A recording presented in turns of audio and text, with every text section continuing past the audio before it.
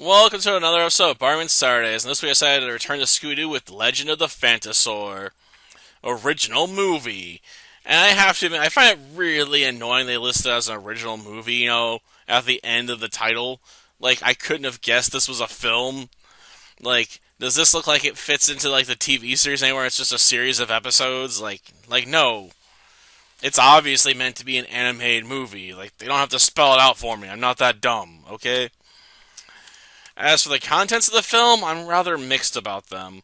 On one hand, we have, the whole meme stuff with Shaggy, being basically scared shitless and screaming for like 3 hours before he's taken to a doctor who manages to snap him out of it and basically says he has acute fear disorder or whatever.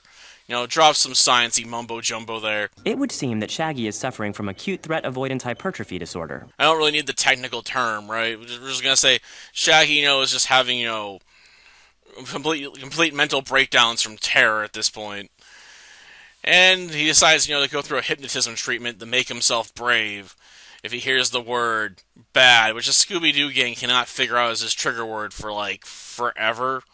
And even when Scooby figures it out, no one else can guess what it is. I guess it's every other word that rhymes with, rad. Rad? No, rad. Sad? Dad? Rad, rad, rad. Cad? Tad? Pad? Chad? Armistad? Rad. Because, Scooby has certain words he struggles to say.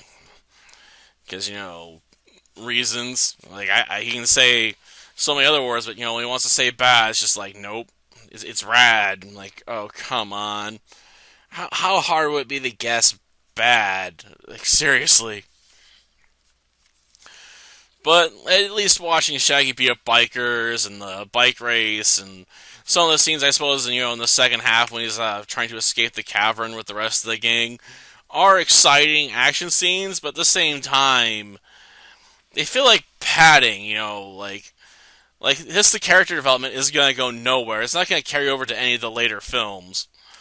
So even if he grows as a character and realizes, he has courage inside of him, and he can do amazing things when he really puts his mind to it, it's not going to matter in the next film.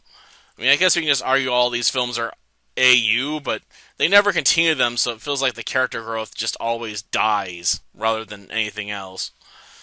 And don't even get me started on the Velma plotline with her romance. That just feels like a complete waste of time.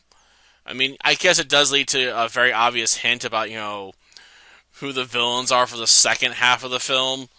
But honestly, I think not having that hint, it still would have been obvious. So, why they had to include the whole Windsor thing, I just assume it was to pad out the episode, pad out the movie, not episode. So they could get to, like a 75-minute runtime? What was it? Let me double check. Yeah, 75 minutes. Like, we need to add some padding in there with awkward dating with Velma and a character you'll never see again, who's basically a clone of her, and talks about, various places to buy glasses that, are overly expensive, like Hocus Focus and whatnot. Which I guess has a fun name. Not sure anyone would actually take that, though, because it sounds like your business isn't very serious if you're called Hocus Focus, you sell eyeglasses. But I've seen some weird names over the years with, like, flamingos and whatnot, so who knows.